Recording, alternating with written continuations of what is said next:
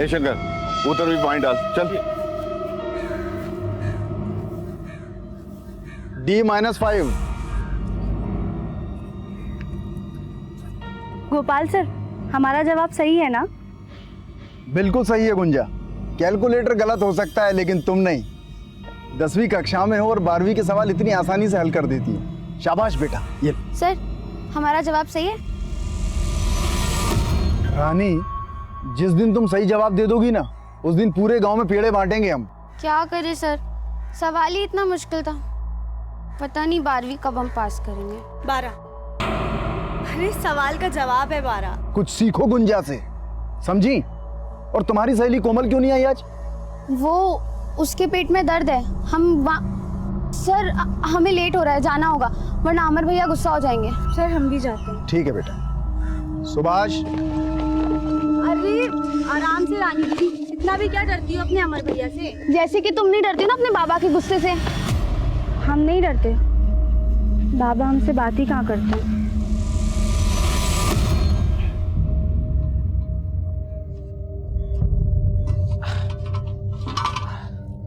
अरे ये नट फिर गिर गया आज, क्या करें इसका।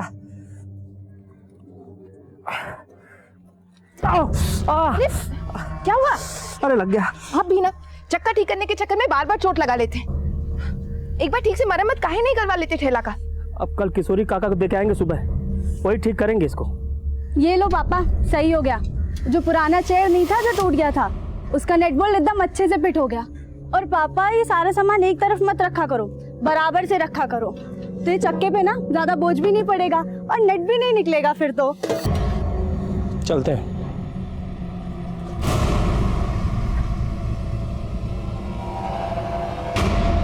मम्मी, ये पापा हमसे बात काहे नहीं करते हैं? गुंजा बेटा, पापा तुम दोनों बहनों से बहुत प्यार करते हैं, बस जताते नहीं हैं। और आज आने में इतना लेट कैसे हो गया? वो हम गोपाल सर के पास गए थे अपना पेपर चेक कराने के लिए। अरे तो हमसे पूछ लेती, हमको पता है तुमको गणित में 100 में से 100 अंक मिलेंगे। हाँ, तेरी कोमल दीदी का पता नहीं, वो बस फेल ना हो इतना ही बहुत। वैसे है कहाँ पे वो?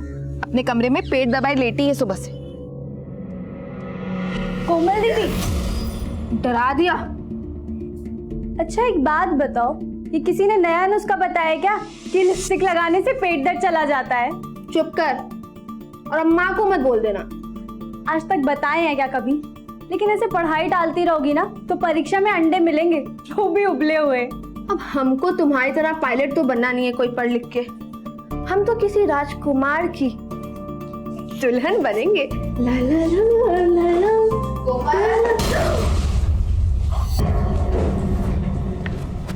अब तबीयत कैसा है तुम्हारा? मुंह तो देखो कैसा लाल हो पड़ा है। गुंजा, तुम हाथ मुंह धोकर खाना खा लो, हम पानी लेकर आते हैं। अरे नहीं माँ, हम ले आएंगे और रानी दीदी को भी साथ में लेके जाएंगे। हम भी चलेंगे। अरे तुम ठीक भी हो गई? आपके हाथ का काढ़ा पिए थे माँ, ठीक तो होना ही था। आएंगे कोमल, चलो गुंजा। पता है कोमल दीदी, गोपाल सर रानी दीदी से कह रहे थे कि अगर मैं इस साल पास हो गई ना तो पूरे गांव में पेड़े बांटेंगे। चुप कर गुंजा, बहुत मारूंगी तुझे। ना ये पास होगी ना गोपाल से पेड़े बांटेंगे।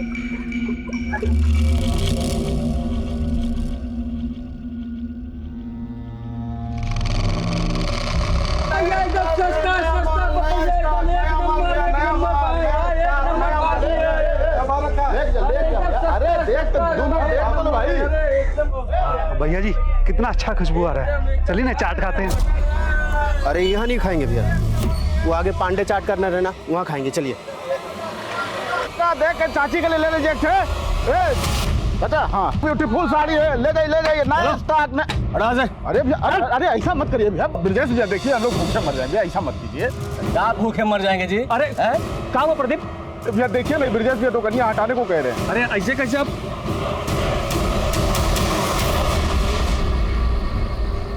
मोबाइल वोबाइल बंद करो, पापा आ गए। अरे सारा छोला ऐसा का ऐसा है और बाकी सामान भी ऐसा का ऐसा है, आज बिल्कुल भी बिक्री नहीं हुआ क्या? आते सवाल शुरू कर दी ना। ये सब सामान उतार कर रखो और खाना लगाओ, हम हाथ मुंह धो के आते हैं। माँ हमको खेत जाना पड़ेगा। इस वक्त नहीं, कल सुबह चलेंगे। माँ हमसे नहीं रुका जाएगा, हमको अब भी जाना पड़ेगा। आपको खाना परोसना है। माँ समझो, नहीं रुका जाएगा। आई माँ हम चले जाते हैं दीदी के साथ, आप परेशान मत हो। ठीक है, लेकिन जल्दी आ जाना। हाँ। चल गुंजा।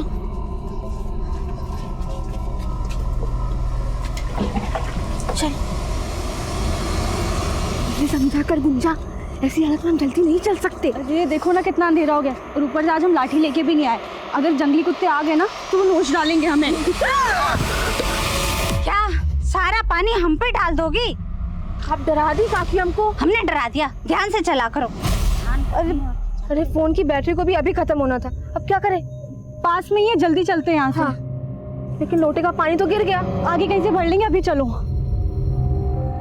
दीदी कुएं से पानी भर लेते हैं। नहीं नहीं, ये बड़े लोग का कुआं है। अरे तो क्या हुआ दीदी, बड़े लोगों का दिल भी बहुत बड़ा होता है, और हमें सिर्फ एक ही लोटा पानी तो चाहिए।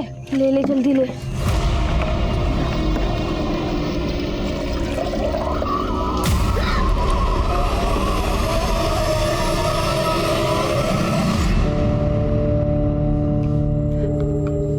सुनिए ना, उनका फोन बंद आ रहा है। हमारा जी बहुत घबरा रहा है, 1 घंटा हो गया।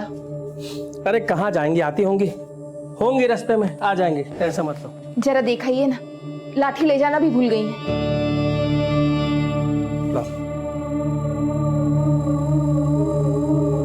गुंजा, ए कोमल, ए भैया, गुंजा कोमल कहीं देखे हैं क्या?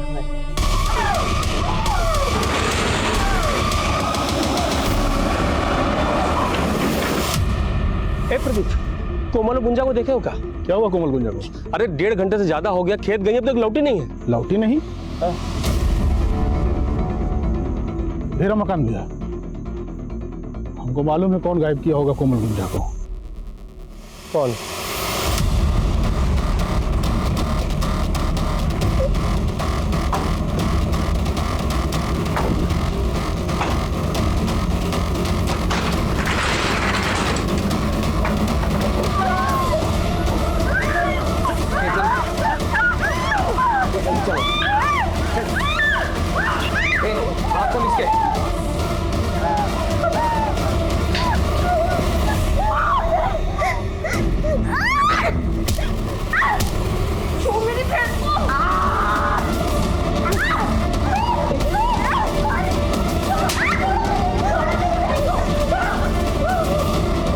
अभी तो हमने ठीक से पकड़ा भी नहीं है।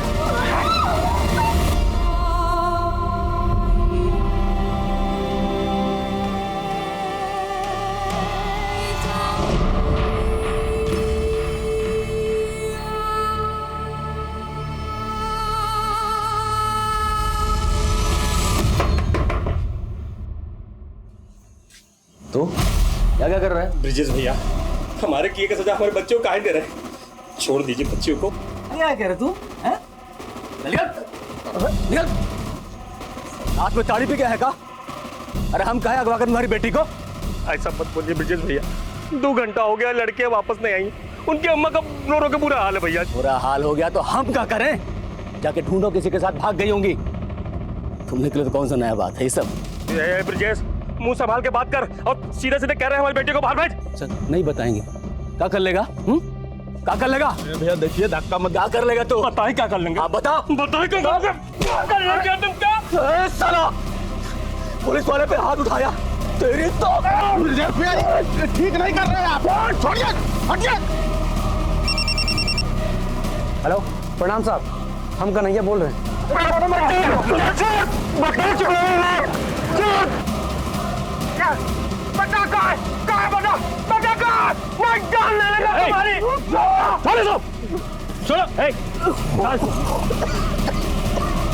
क्या रे, क्या गुंडा ये? एक पुलिस वाले के घर पे आके उसको पीटोगे? मतलब जानते हो इसका? इसने हमारी बेटी को अगवा किया साहब, अंदर छुपा के रखे साहब, पूछो इसको। झूठ बोल रहा है। 1 मिनट।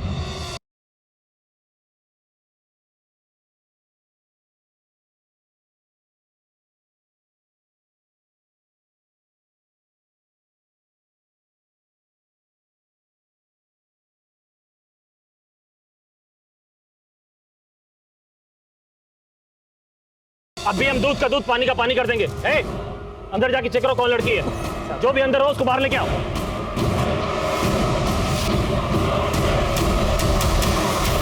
साहब अंदर तो कोई नहीं है, अच्छे से देख लिए। यहाँ तो कोई नहीं मिला। अब तुम हमारे साथ थाने चलो, तुम्हारी दबंगई निकाल। चल पुलिस वालों को मारेगा।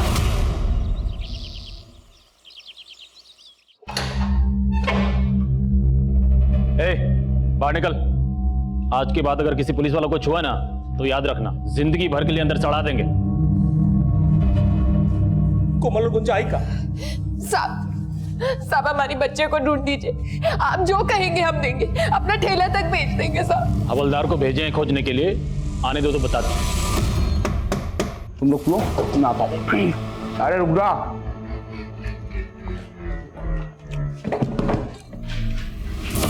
अरे आपने तो बड़ा टाइम लगा दिया, आपका थोड़ा बासी हो रहा है।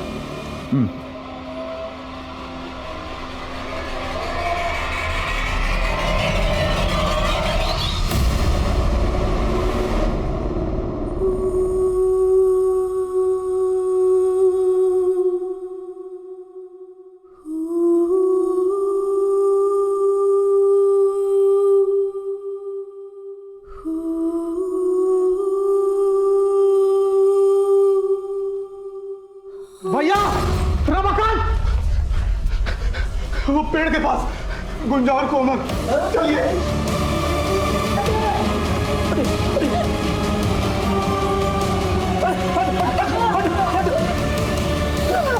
ब्रिजेश उतरवाओ लाश। साहब हमारी बेटी आत्महत्या नहीं कर सकती है साहब। पोस्टमार्टम में सब पता चल जाएगा। हाँ आराम से। जब तक हमारा बेटे को इंसाफ नहीं मिलता साहब, हम लाश नहीं उतारने देंगे। कैसा बेवकूफ वाला बात कर रहे हो?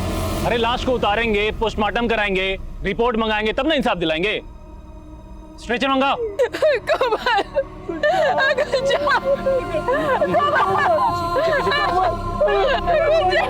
उठाओ लाश को, डालो एम्बुलेंस में। हम नहीं जाने देंगे। चलो हम नहीं जाने देंगे।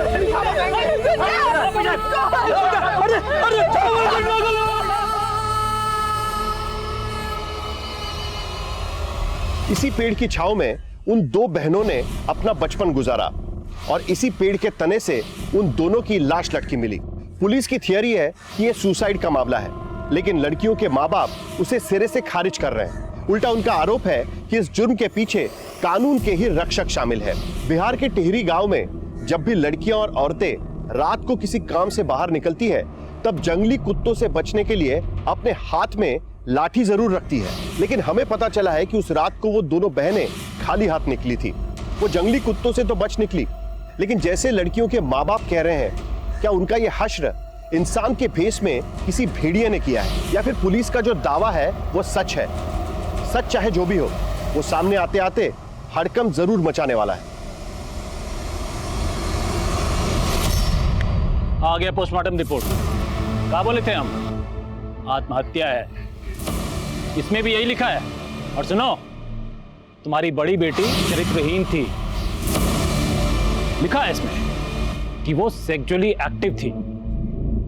माने जानते हो, मतलब शादी से पहले सुहागरात।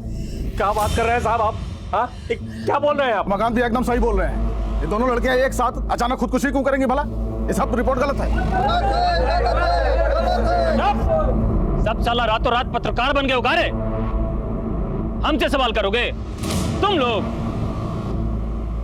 जो बोल रहे ध्यान से सुनो। चुपचाप दोनों बॉडी को उठाओ और जाके अंतिम संस्कार कर दो, नहीं तो जब तक हमारी बेटियों को इंसाफ नहीं मिल जाता, हम लाश नहीं लेंगे और अंतिम संस्कार भी नहीं करेंगे। नहीं करेंगे। कई सवाल खड़े हो रहे थे। क्या ये हत्या का केस था या फिर आत्महत्या का? लोगों में आक्रोश बढ़ रहा था। वीडियो वायरल होने की वजह से ये केस राजनीतिक और सामाजिक गलियारों में तूल पकड़ रहा था। जन आक्रोश और केस की संवेदनशीलता को ध्यान में रखते हुए ये केस तुरंत इंडियन इन्वेस्टिगेशन एजेंसी को हैंडओवर कर दिया गया।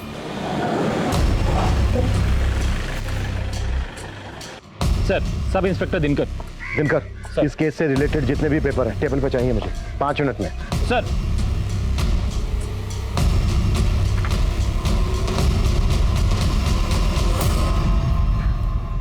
दिनकर, आखिरी बार पूछ रहा हूं मैं, ये सुसाइड ही था या फिर रेप और मर्डर? सर 100% सुसाइड है। देखिए ना, पोस्टमार्टम रिपोर्ट में भी तो ये लिखा है। एक बात बताओ दिनकर मुझे, अगर ये सुसाइड ही है तो फिर कोमल और गुंजा के कपड़ों पर खून क्यों लगा था? सर खून के धब्बे इसलिए थे क्योंकि दोनों विक्टिम्स का महीना चल रहा था। दोनों बहनों का एक साथ? Are you sure doctor? जी बिल्कुल। रमाकांत संभालो।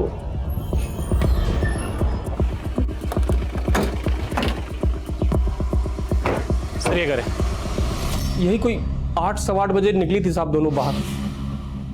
आपको किसी पर शक है? हम तो पहले दिन से कह रहे थे साहब कि वो हवलदार ब्रजेश और उसका छोटा भाई कन्हैया वही सब मिलकर किया है साहब। रमाकांत जी, आप इतने यकीन के साथ कैसे कह सकते हैं? क्योंकि साहब उसी दिन दोपहर में बाजार में ब्रजेश के साथ हमारा कहाँ सुनी हुआ था साहब। क्या कर रहे हो साहब? उसी शाम को जब हम घर आ रहे थे तभी सुने थे दोनों भाइयों को बात करते हुए। नहीं भैया, हम रमाकांत को छोड़ेंगे नहीं। देख रहे थे ना, बहुत बड़का नेता बन रहा है। अरे काहे का नेता रे? 2 मिनट नहीं लगे पूरा परिवार गायब कर देंगे उसका। फिर मालूम चला कि कोमल और गुंजा गायब है। इसीलिए साहब हम यकीन से कह सकते हो दोनों भाई मिलकर किया है सब।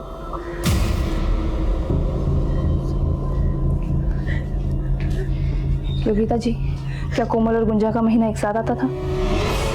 क्या बात कर रहे हैं साहब? तहकीकात और सच को सामने लाने के लिए हमारा जानना बहुत जरूरी है। नहीं, कोमल का महीना 10-12 दिन पहले हो चुका था और गुंजा का आने में कुछ दिन बाकी था। अगर माँ की बात को सही माने सर कि कोमल और गुंजा का महीना एक साथ नहीं चल रहा था, तो कोमल और गुंजा के कपड़ों पर वो खून के धब्बे कहाँ से है? कोमल और गुंजा की डिटेल्स निकालो। दोस्त कौन थे, कहाँ ना जाना था, सब कुछ। साहब, हवलदार ब्रजेश और उसके भाई कन्हैया को बुलाओ। साहब।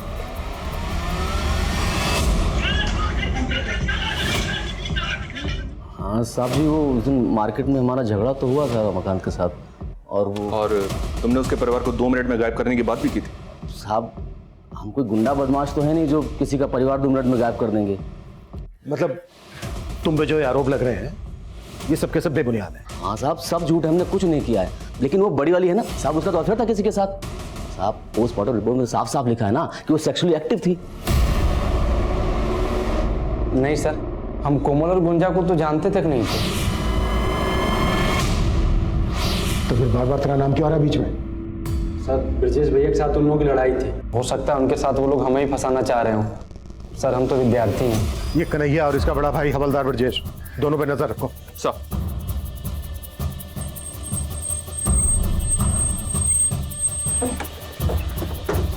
आइए सर। सर इसी पेड़ से दोनों लड़कियां लटकी हुई थी।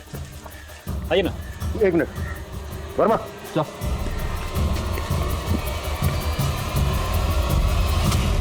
हाइट बहुत ज्यादा है। क्राइम सीन से ना तो कोई स्टूल मिला है ना ही कोई कुर्सी। इतनी हाइट पर जाकर फांसी का फंदा बनाना प्रैक्टिकली मुमकिन नहीं है। Right sir.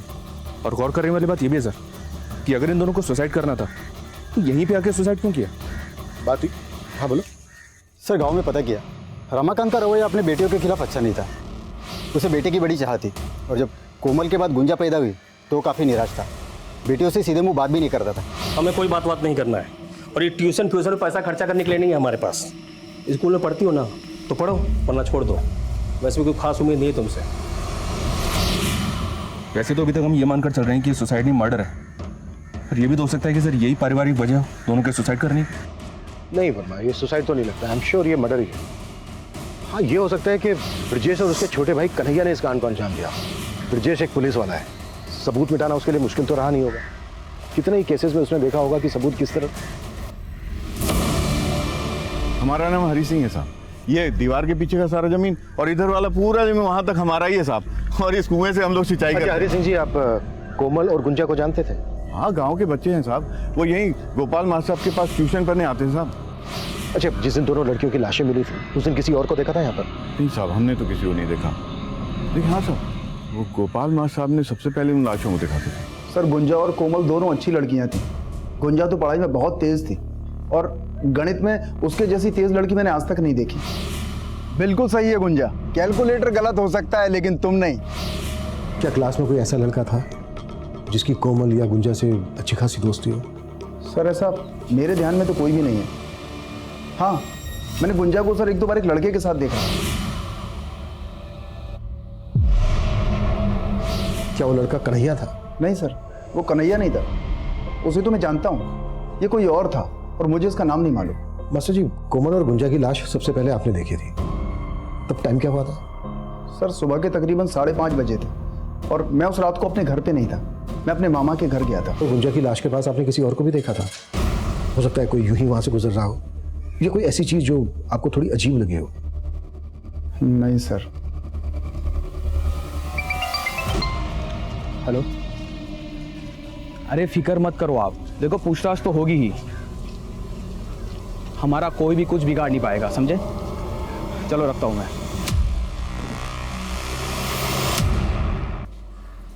कन्हैया। हाँ सर। तुम यहीं पढ़ते हो? हाँ। क्या इत्तेफाक है, कोमल की खास सहेली रानी भी यहीं पढ़ती है, जानते ही होगे।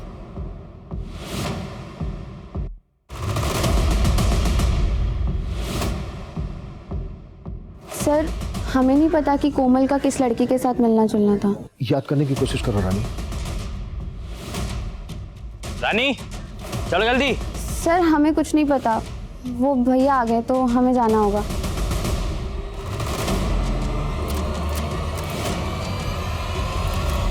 ऐसा लग रहा है जैसे रानी कुछ छिपा रही है हमसे, और इस कन्हैया का भी इस केस से कुछ ना कुछ लेना देना तो है।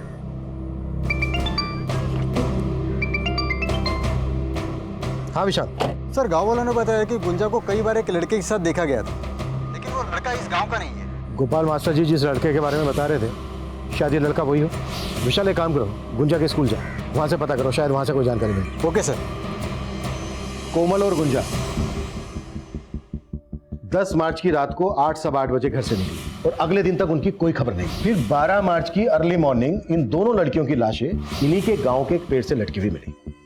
10 मार्च की रात से लेकर 12 मार्च की सुबह तक ये दोनों लड़कियां कहीं तो थीं, या तो अपनी मर्जी से या फिर फोर्स।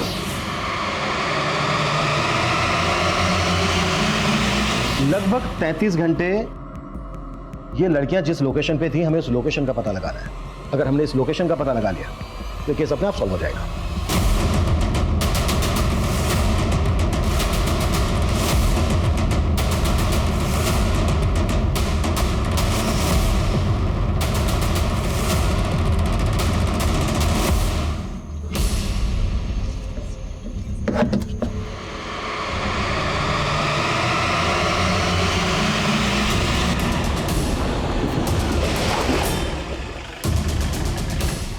आइए सर। सर ये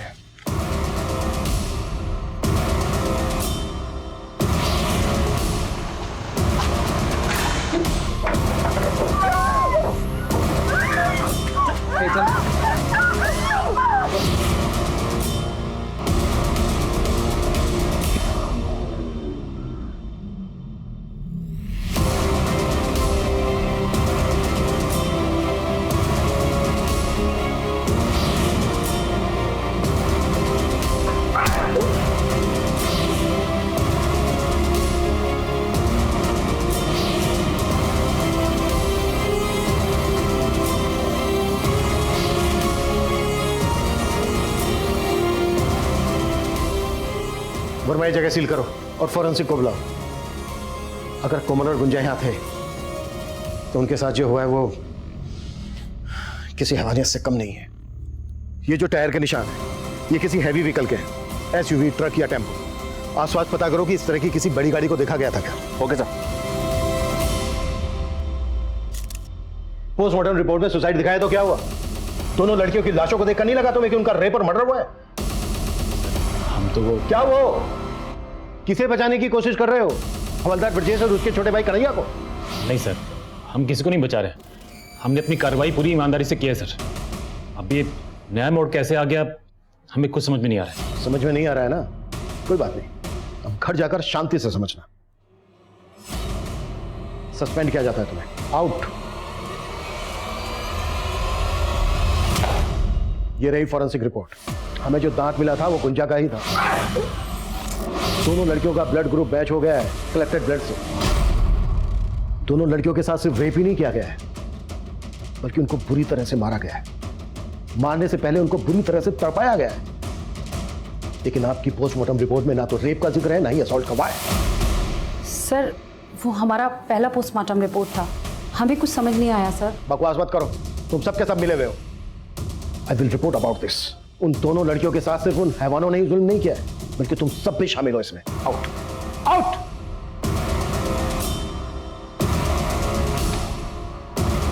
हमें कोमल और गुंजा का दोबारा से पोस्टमार्टम करवाना होगा। बॉडीज को पटना भेज दो। सर टीचर गोपाल ने गुंजा को जिस लड़के के साथ देखा था उसका पता चल गया। मोहित नाम है उसका, गुंजा के स्कूल का ही। जी सर, गुंजा को हम जानते थे।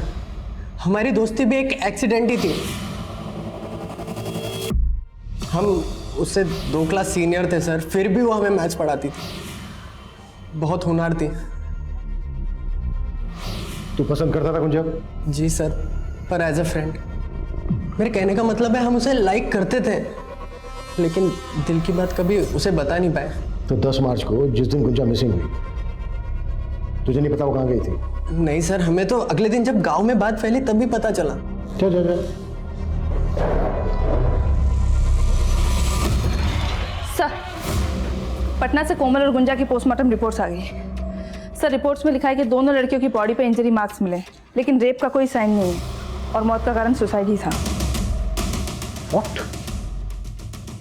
ऐसा कैसे हो सकता है? गुंजा को इंसाफ दो, इंसाफ दो, इंसाफ दो। पुलिस प्रशासन, हाय हाय। मुजरिमों को सजा दो, सजा दो, सजा दो। मुजरिमों को सजा दो, सजा दो, सजा दो। अत्याचार नहीं सहेंगे, नहीं सहेंगे, नहीं सहेंगे। दूसरी पोस्टमार्टम के रिपोर्ट के बाद आईआईए के इरादों को भी शक के नजर से देखा जा रहा है। क्या ये एजेंसी किसी के दबाव में काम कर रही है या फिर लोगों के आक्रोश को शांत करने के लिए दोबारा और निष्पक्ष जांच का यह पूरा ढोंग रचाया गया है? विश्वसनीय सूत्रों से पता चला है कि लोगों के विरोध और मीडिया द्वारा उठाए गए सवालों के चलते इंडियन इन्वेस्टिगेटिंग एजेंसी ने दोनों लड़कियों की बॉडीज को तीसरी ऑटोप्सी के लिए दिल्ली ले जाने का फैसला लिया है। क्या तीसरी ऑटोप्सी से जांच को कोई नई दिशा मिलेगी या ये केस भी पुलिस रिकॉर्ड में बंद पड़ी अनगिनत फाइलों की तरह धूल फाकती रह जाएगी? फरमा, इस केस में हमसे कुछ तो छूट रहा है। ये सुसाइड केस तो बिल्कुल नहीं है। विक्टिम की फैमिली का भी यही मानना है और मेरा भी। सर, हमने अभी तक जितने भी एंगल्स टटोले हैं, हमें हर तरफ डेड एंड ही मिला है। जिस जगह पर उन लड़कियों को टॉर्चर किया गया था वहां वो टायर के मार्क्स किस गाड़ी के हैं, ये भी अभी तक पता नहीं चला हमें। वर्मा, एक काम करते हैं, इस केस से रिलेटेड जितने भी डॉक्यूमेंट्स हैं, कॉल रिकॉर्ड्स, रिपोर्ट्स, फोटोग्राफ्स, सबको दोबारा से अच्छे से स्कैन करते हैं। शायद ऐसा कुछ मिल जाए जो अब तक हमसे छूट रहा है।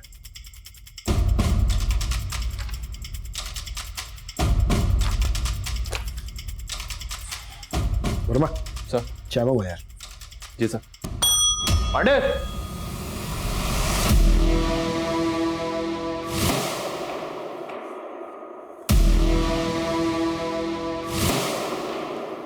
फरमाओ, ये इतना बड़ा क्लू हमसे कैसे छूट गया? कौन सा clue sir? Mobile phone. Sir, हम अपनी खोई हुई वर्दी की कसम खा के कह रहे हैं, हमें क्राइम सीन से कोई मोबाइल फोन नहीं मिला था। लेकिन हाँ, हम जब वहां पहुंचे उससे पहले बहुत सारे गांव वाले इकट्ठा हो गए थे। हो सकता है उनमें से कोई।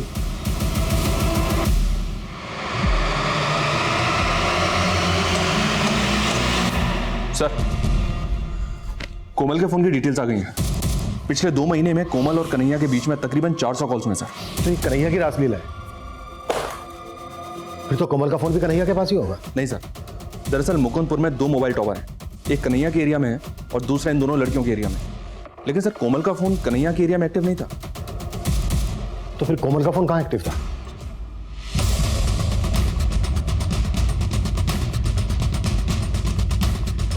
क्या हुआ साहब? अरे साहब, पूरा घर ध्यान मारो, कोई भी बना छूटना नहीं चाहिए। हर जगह चेक करो। अरे क्या कर रहे हैं आप लोग? अरे रुकिए साहब, ये क्या कर रहे हैं साहब?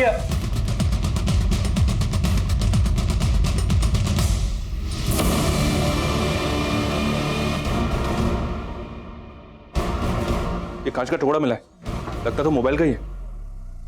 उस तरफ।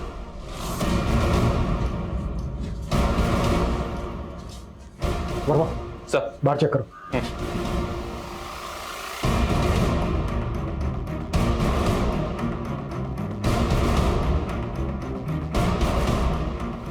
सर, ये टूटा हुआ मोबाइल मिला है। और कितनी एक्टिंग करनी है रमाकांत, या फिर सच बोलना है? कैसा सच? क्या बोल रहे हैं ये? योगिता जी, ये क्या बताएगा? मैं बताता हूँ। कोमल कन्हैया से प्यार करती थी और ये बात आपके पति थे रमाकांत को पता चल गई। इसलिए कोमल और गुंजा दोनों को मार डाला इसने। ये कैसी बातें कर रहे हैं साहब? हम अपनी बेटियों को नहीं मारे हैं साहब। तो फिर कोमल का ये मोबाइल फोन क्यों छुपाया? क्यों झूठ बोलता रहा अब तक कि मोबाइल कोमल की लाश के पास से मिला ना तुझे? हम जान गए थे साहब, हमारी कोमल कन्हैया छुप छुप के बातें करती है। ये फोन अगर किसी के हाथ में लग जाता तो साहब बातें बाहर आ जाती साहब। हमारी बेटियों के साथ अन्याय हो चुका है साहब। हम नहीं चाहते थे कि मरने के बाद उन पर कोई लांछन लगे, इसलिए हम ये फोन छुपा दिए थे साहब। लेकिन जब हमको पता चला कि आप लोग को भी पता चल गया है तो हम ये फोन का सब मैसेज डिलीट किया और फोन तोड़ के बाहर फेंक दिए थे साहब। रमाकांत, अब तुम्हारी किसी भी बात पे यकीन करना हमारे लिए मुमकिन नहीं है। मानते हैं साहब, हम अपनी बेटियों के गुनहगार हैं साहब। बेटे के मुंह में हो गए थे साहब, इसलिए बेटी की काबिलियत को पहचान नहीं पाए। और आज जब वो नहीं है तब महसूस कर रहे कि हम कितने आगे हैं साहब। और मैं समझ में नहीं आ रहा है इस रमाकांत पे कितना भरोसा किया जाए और कितना नहीं। काम करो, कन्हैया को उठा लो, उसी से होगा दूध का दूध पानी का पानी। सर हेलो,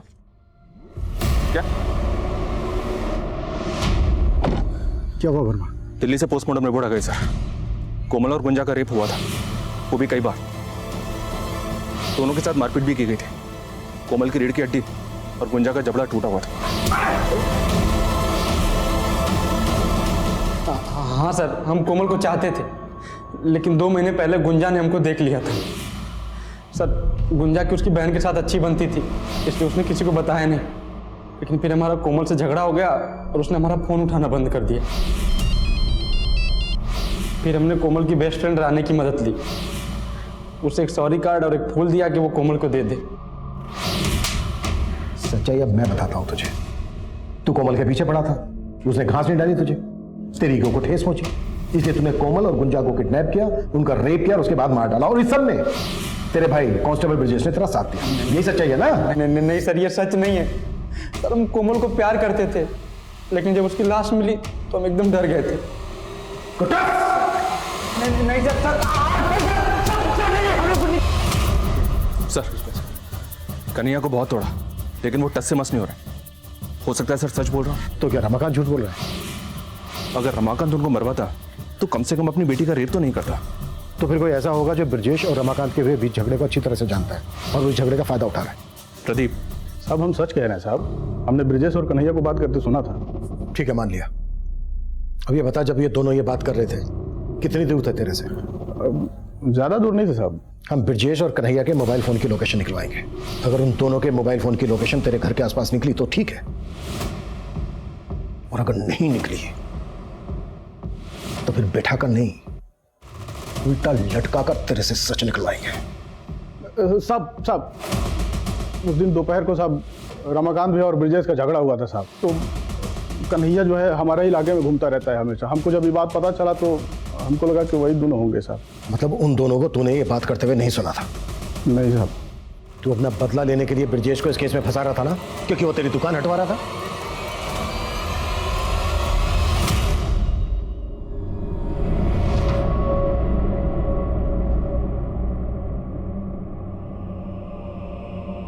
माँ, क्या बना रही हो? लो मैं ये उतार देती हूँ। मुझे मैं मलहम लेकर आती हूँ। बहुत जल रहा है। इसे ठंडा लगेगा। कितनी बार बोला है तुमको हमारी मदद करने की कोई जरूरत नहीं। अभी इतने नहीं बुढ़ाए कि घर का काम ना कर सके। अरे माँ, तुम तो 80 साल की भी हो जाओगी ना, तब भी बुढ़ी नहीं होगी।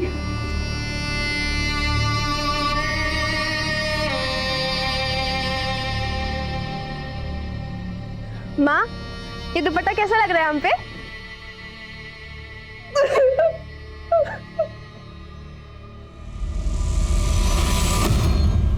सर, गोपाल मास्टर की मोबाइल की लोकेशन स्टडी की मैंने।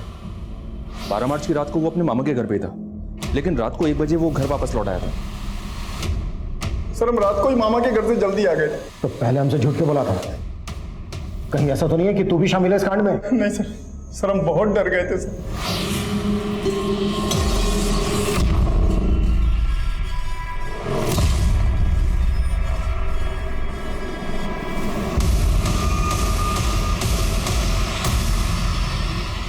इतनी बड़ी बात पुलिस से क्यों छुपाई?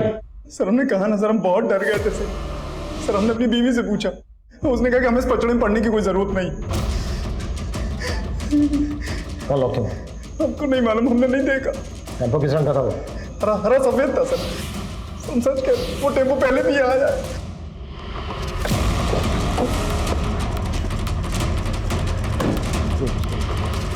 सर इस लिस्ट में गांव के ऐसे 50 लोगों के नाम हैं जो अक्सर टेम्पो हायर करते हैं।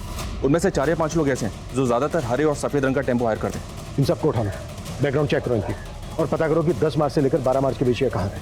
Okay sir.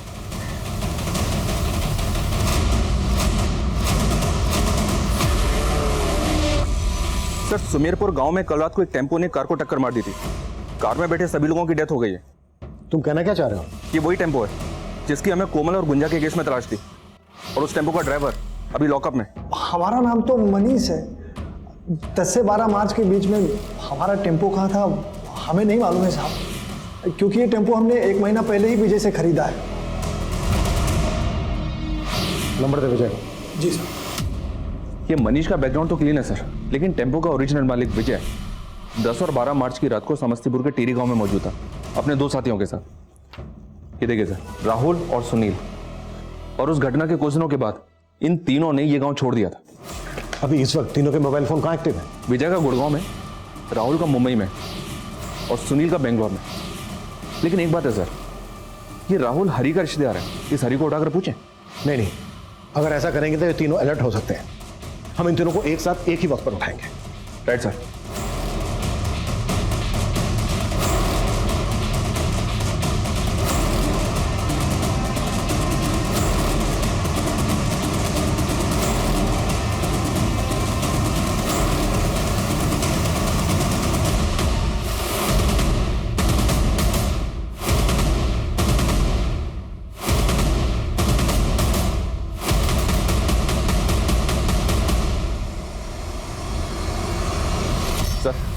सब टारगेट कंफर्म हो गए, उठा लें? नहीं, अभी नहीं। शार्प 6 बजे तीनों को एक साथ उठाओ ताकि किसी को भी बचने का मौका ना मिले। Okay sir.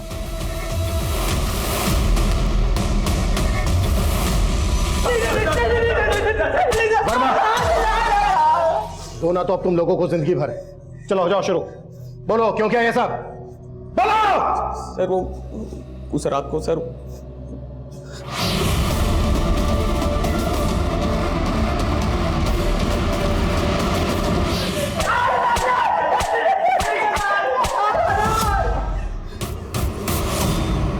इस राहुल के सीडीआर में एक नंबर यहाँ का भी मिला है। यहाँ का? जी सर, इसी थाने से 10 मार्च को राहुल को कॉल किया गया था।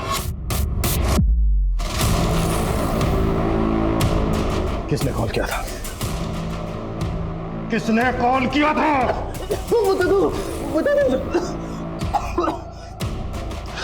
सर जी सर, रात को हम लोग टेम्पो लेकर जा रहे थे। उस रात को दरोगा साहब ने हमें रोका था। जी हाँ सर, 10 मार्च की रात को हमने उन तीनों लड़कों का टेम्पो चेक किया था। हाँ जी साहब।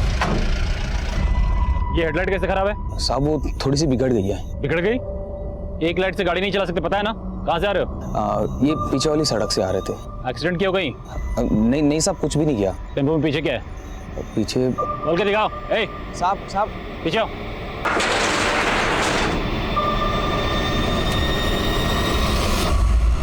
तुमने उन दोनों लड़कियों को उस टेम्पो में देखा था, फिर भी वो टेम्पो जाने दिया क्यों? क्यों? गुंजा को हम उसकी औकात दिखाना चाहते थे। हमारे भतीजे के पीछे पड़ी थी वो। तुम्हारा भतीजा? मोहित भतीजा हमारा। वो उसको फंसा रही थी सर। औकात से बढ़ के सपने देख रही थी वो लड़की। उसके समाज के लोग हमारे घर के सामने से गुजरते नहीं है। और वो गुंजा? सर दरोगा बाबू के साथ हमारी डील हो गई थी कि वो हमें छोड़ेंगे, बदले में हम उनको लड़कियां परोसेंगे।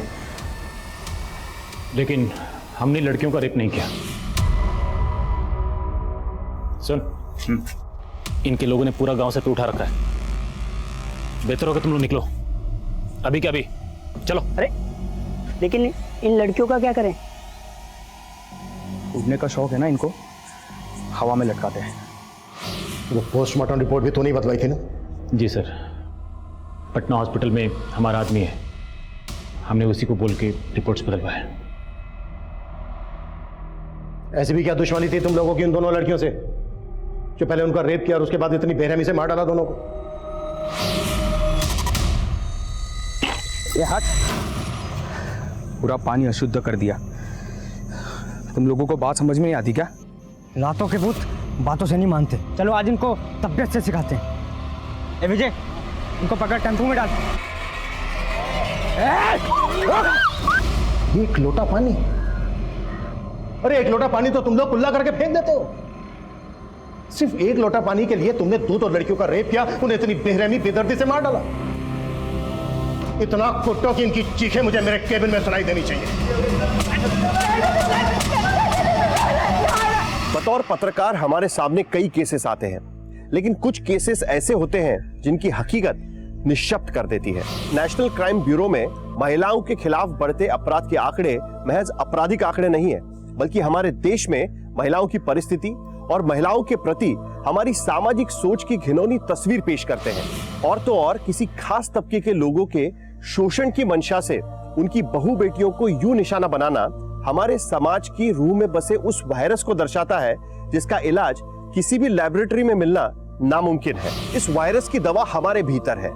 जब तक हम हमारी मानसिकता नहीं बदलेंगे तब तक ये वायरस विकराल रूप लेता रहेगा। इस केस के सारे आरोपी इस वक्त न्यायिक हिरासत में हैं। गुंजा और कोमल के माता पिता को कानून यकीनन न्याय दिलवाएगा, लेकिन क्या कोई भी कानून उनके दुख को कम कर सकता है? जाति भेद, महिला उत्पीड़न और कानून व्यवस्था में मौजूद कमियां, ये केस समाज में फैली इन सारी स्थितियों को उजागर करता है। औरतों के खिलाफ हो रहे अपराध हमारे समाज पर लगा एक कलंक है। एक समाज तभी प्रगति कर सकता है जब उस समाज में रहने वाली हर महिला को सम्मान और बराबरी का मौका मिले। अब मैं अनूप सोनी आपसे विदा लेता हूं। फिर मुलाकात होगी क्राइम पेट्रोल सतर्क में एक और नए केस के साथ और उस पर हमारे एक्सपर्ट के विश्लेषण के साथ। तब तक अपना और अपने परिवार का ख्याल रखें, सतर्क रहें, सुरक्षित रहें और देखते रहें क्राइम पेट्रोल सतर्क। जय हिंद।